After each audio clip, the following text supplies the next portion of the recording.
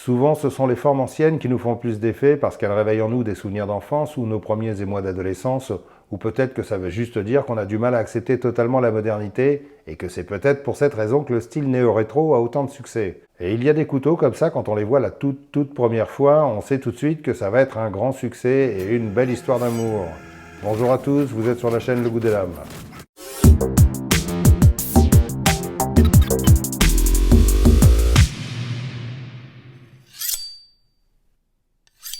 Aujourd'hui, je vous présente un couteau de la marque Concept qui s'appelle le Rêverie. Et je trouve que ce nom lui va très bien parce que quand on voit ses formes, on se prend à rêver de bâtons à tailler, d'entrecôtes grillées à trancher, de ficelles à couper, de cartons à éventrer et tellement d'autres choses qu'on verra après. Mais tout d'abord, je vous donne ses spécifications.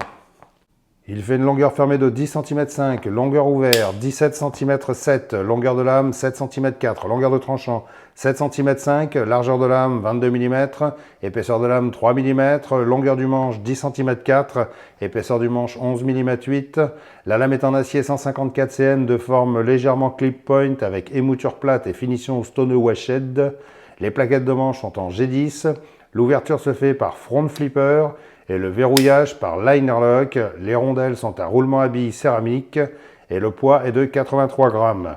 Et son design est signé par Justin Lundquist, le chanteur préféré de Coco. Ah oui, c'est vrai, je l'adore lui, c'est mon chanteur préféré. Dommage qu'il est mort. Mais il n'est pas mort, Justin Bieber. Bon, c'est vrai qu'il chante plus beaucoup, mais il bouge encore. Ah, pardon, je voulais dire Justin Woolsey en fait. Alors, je vais tout de suite faire une déclaration fracassante, accrochez-vous bien. J'aime beaucoup ce Rêverie et j'aime bien son front flipper. C'est même quasiment le premier avec lequel je me sens assez à l'aise.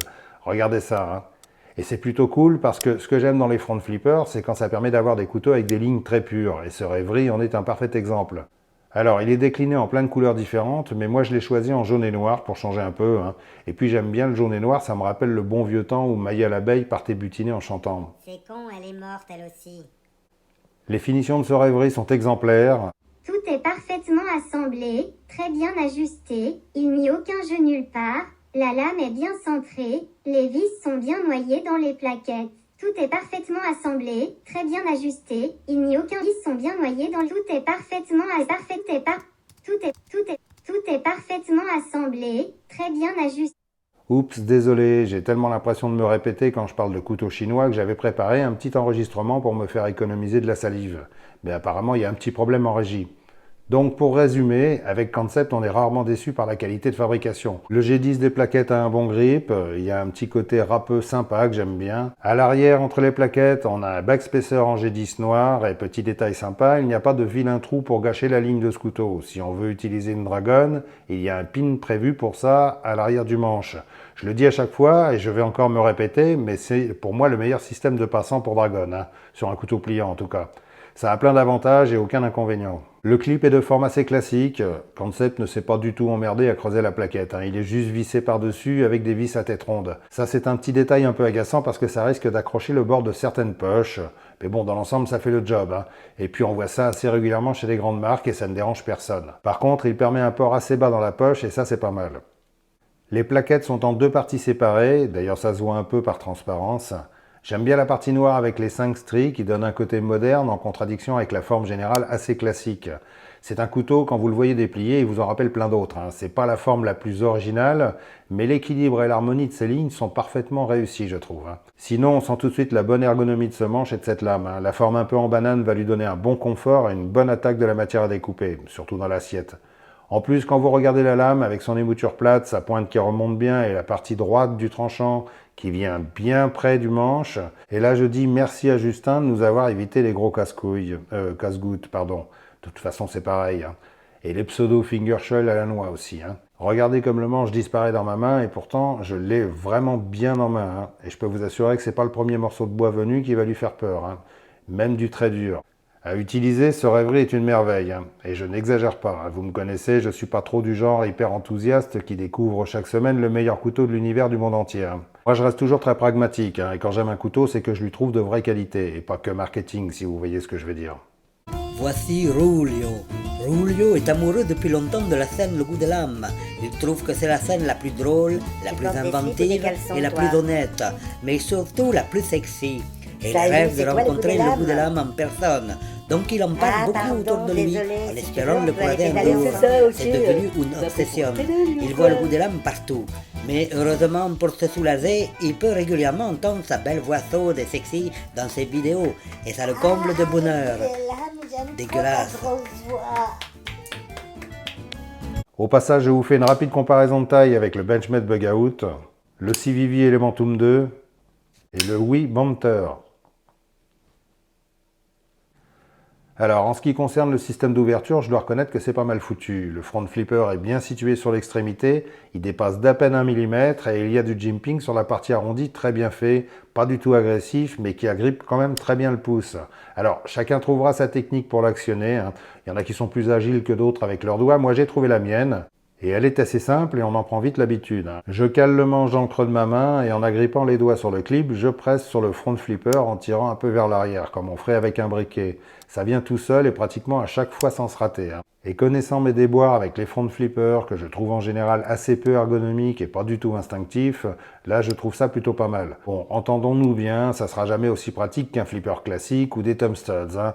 Mais si ça permet d'éviter d'avoir des trucs moches sur la lame ou un truc chiant qui dépasse du couteau, je trouve que c'est plutôt un moindre mal. Et dans l'ensemble, ce front flipper est très bien foutu. Et pourtant, comme concept, on a l'habitude, la détente n'est pas hyper souple, hein. On peut secouer ce couteau dans tous les sens, la lame est bien retenue dans le manche. Ce qui fait que quand ça claque bien fort, hein. Et ça va beaucoup plaire à nos amis claqueurs de lames maniaco-compulsifs devant la télé au fond du jardin de papy, hein. Désolé, je mélange tout là.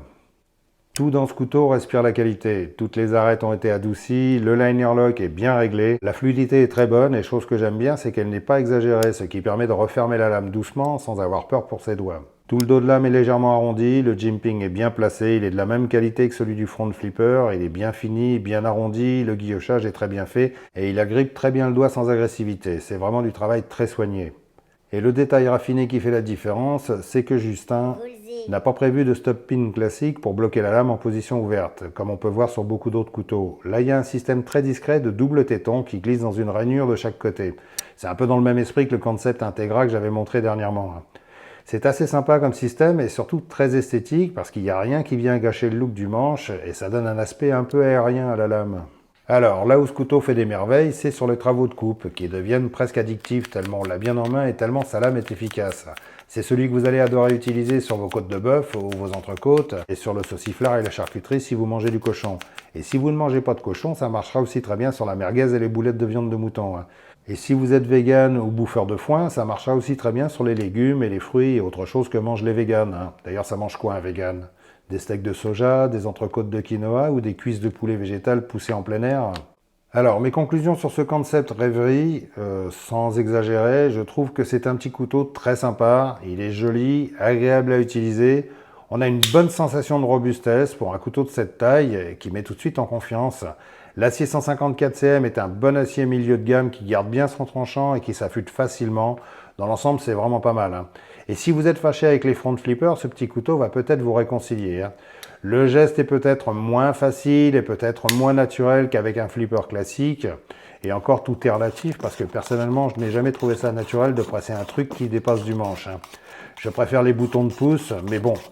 Sinon, je trouve ce front flipper assez agréable. Par contre, si on a une tendance à avoir les mains moites ou grasses, ce sera peut-être un petit peu plus chiant à ouvrir. Bon, il suffit de s'essuyer et puis voilà. De toute façon, toute manipulation d'un couteau pliant avec des mains moites, humides ou grasses n'est jamais très simple. Sinon, c'est un EDC parfait qui rendra beaucoup de service au quotidien. Avec ça dans la poche, on est tranquille pour affronter la jungle urbaine. Le prix de ce rêverie est de 70 € sur le site Concept. C'est très raisonnable compte tenu de la qualité de fabrication. Il existe des versions plus luxueuses qui dépassent les 150 € et qui vont même jusqu'à plus de 300 € pour les amoureux de couteaux d'exception. Mais bon, je trouve que les versions bicolores sont déjà très sympas et assez originales si on veut mettre un petit peu de couleur dans sa vie. Voilà, je vous remercie d'avoir regardé cette vidéo. Si elle vous a intéressé, vous savez quoi faire. Le pouce, l'abonnement à la chaîne et le petit commentaire pour donner vos impressions sur ce couteau, ce qui est toujours intéressant à savoir. Si vous êtes toujours en vacances, continuez à en profiter et restez attentifs car la rentrée va être chargée en nouveautés. Donc restez fluide et bien affûtés. Salut!